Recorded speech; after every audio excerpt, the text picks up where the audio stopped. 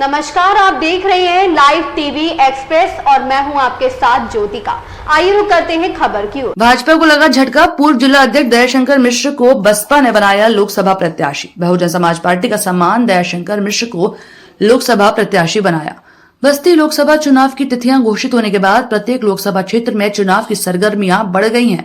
भाजपा ने जनपद बस्ती लोकसभा 61 में निवर्तमान सांसद पर पुनः भरोसा जताते हुए एक बार फिर से मैदान में प्रत्याशी घोषित किया, जिससे भाजपा में अंदरूनी रोष बढ़ता ही जा रहा है। ऐसे में 35 वर्षों से भाजपा के कद्दावर नेता दयाशंकर मिश्रा ने भाजपा से दामन छुड़ाते हुए बसपा का दामन थामा है, जिसकी बसपा इकाई में प्रतीक्षा थी।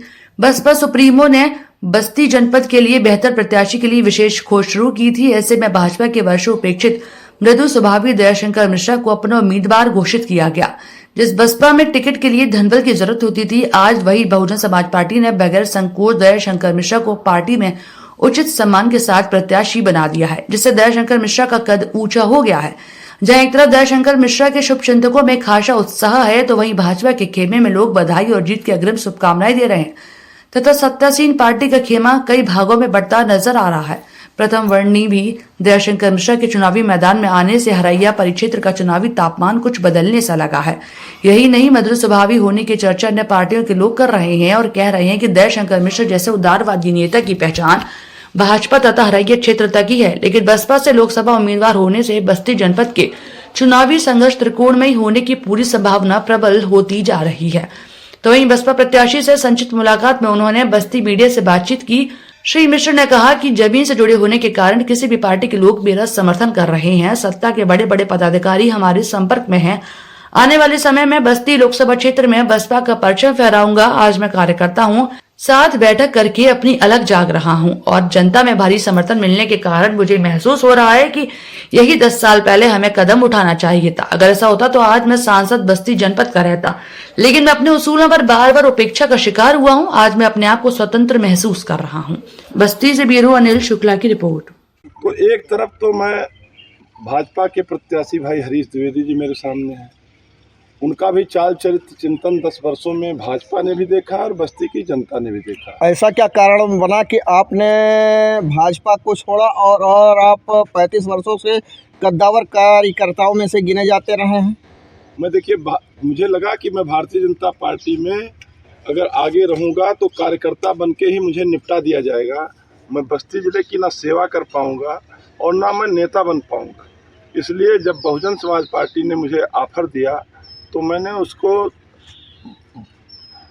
1 सप्ताह तक मेरे और बसपा के लोगों में संघर्ष चलता रहा। कहीं ना कहीं तो मन तो था, मुझे बीजेपी से तो कोई शिकवा शिकायत थी नहीं, मुझे नेतृत्व से भी कोई शिकवा शिकायत नहीं थी, लेकिन यहाँ का लोकल सांसद जिस तरीके से मेरा उत्पीड़न कर रहा था राजनीतिक क्षेत्र में, उससे मैं बहुत आहत था। और 1 सप्ताह के बाद मुझे निर्णय लेना पड़ा कि मुझे बसपा में जाना चाहिए। मेरे पास खोने के लिए नहीं कुछ है। मैं अगर ये चुनाव लड़ूंगा तो एमपी बन के या तो दिल्ली पहुंच जाऊंगा, नहीं तो बस्ती का नेता तो कम से कम बनूंगा। इस उद्देश्य को लेकर के मैंने चुनाव लड़ने का फैसला किया। लेकिन जब जनता ने, बस्ती की जनता ने और सभी राजनीतिक दल के कार्यकर्ताओं के बीच में जब जाना शुरू किया तो मुझे लगा कि ये फैसला तो मुझे बहुत पहले ले लेना चाहिए था। एक सप्ताह का तो मुझे टाल मटोल करना ही नहीं चाहिए था। चूँकि हूँ कि राजनीतिक कार्यकर्ता को, राजनीतिक परिदृश्य को और राजनीतिक सोच के लोगों को एक साथ होकर के इस चुनाव को एक राजनीतिक कार्यकर्ता के रूप में मुझे आशीर्वाद देना चाहिए। मैं एमपी होऊंगा तो कार्यकर्ता जीतेगा, धनबल और बाहुबल हारेगा। इस उद्देश्य से मैं चुनाव लड़ रहा हूँ और मैं तो इस दावे के साथ, इतने आत्मविश्वास के साथ लड़ रहा हूँ कि मेरे मार्ग में, मैं मानता हूँ मेरे मार्ग में कोई रोड़ा ही नहीं है। दूसरे तीसरे नंबर की लड़ाई भाजपा और सपा लड़े, 1 नंबर की लड़ाई मैं बसपा कैंडिडेट होने के दिन से ही लड़ना शुरू कर दिया हूँ। इतना लोगों का प्यार और स्नेह मुझे मिल रहा है कि मैं बहुत बड़े मनोबल के साथ इस चुनाव को लड़ रहा हूँ।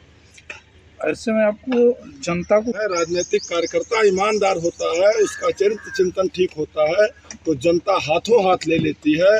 यही संदेश बस्ती की जनता को देना चाहता हूँ और उत्तर प्रदेश के नेतृत्व को भी देना चाहता हूँ कि मेरे समर्पण मेरे चिंतन, मेरी ईमानदारी का अगर आप मूल्यांकन नहीं किए तो आप भी सोचिए, आपको भी सोचना चाहिए। आप राजनीतिक दल चला रहे हो, आप कहते हो कि मेरे पास बड़ी बड़ी एजेंसियां सर्वे करा रहे हो, आपका सर्वे कहाँ चला गया? सब कुछ आपका नष्ट होने जा रहा है। इसलिए मैं ये मानता हूँ कि एक अच्छे सच्चे कार्यकर्ता के लिए जो बस्ती की जनता ने मुझे अभूतपूर्व प्यार दे रही है, मैं उसके लिए मैं बस्ती की जनता का कृतज्ञ हूँ।